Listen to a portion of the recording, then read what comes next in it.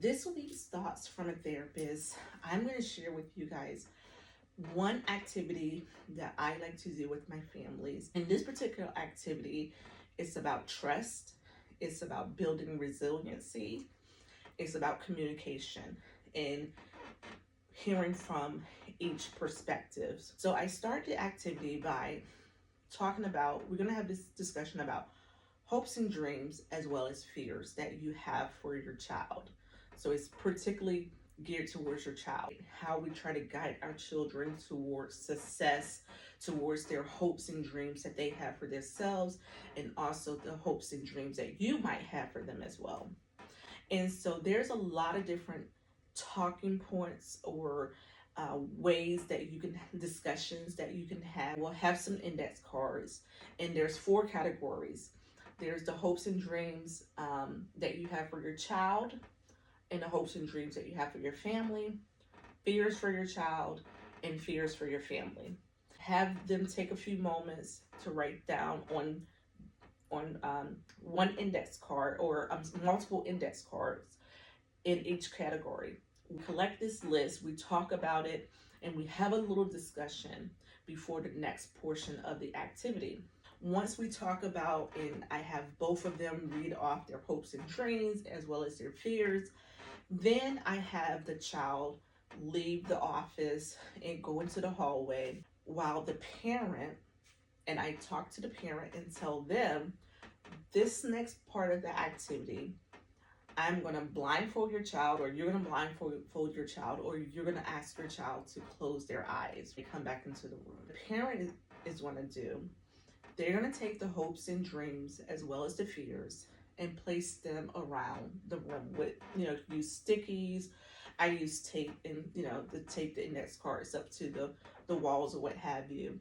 And I ask them, just place them around, tape them around the room. You're going to guide your child towards the hopes and dreams, avoiding the fears, right?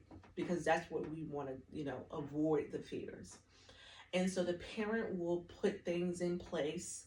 And then I ask the parent to leave the office and go into the waiting room or into the hallway with their child. And then I like to call myself the life happens guy from that insurance commercial.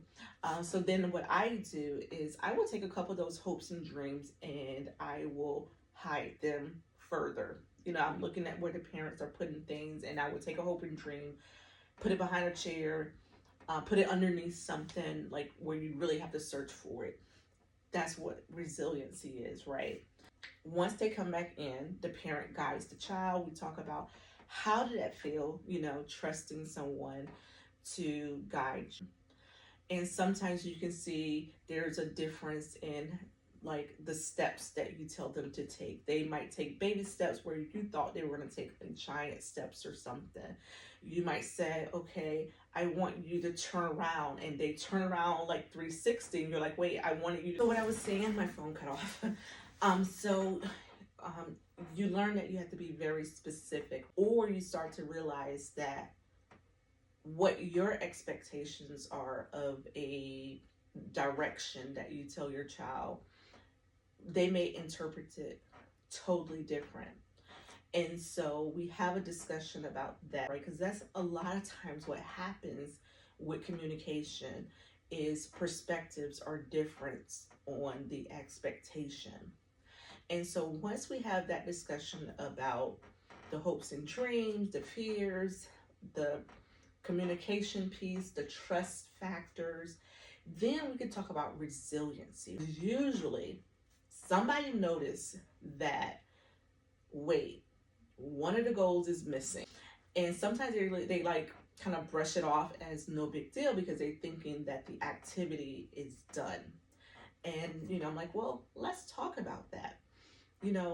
What happens when you have set out this goal for yourself and now you feel lost? You can't find the goal. You don't know where it's at. So that's where resiliency comes into play with, okay, what we're going to do in this particular situation, right? We're going to go and we're going to search harder for that goal, right? Or we're going to accept that we can, get past, okay, like that goal did not happen or whatnot.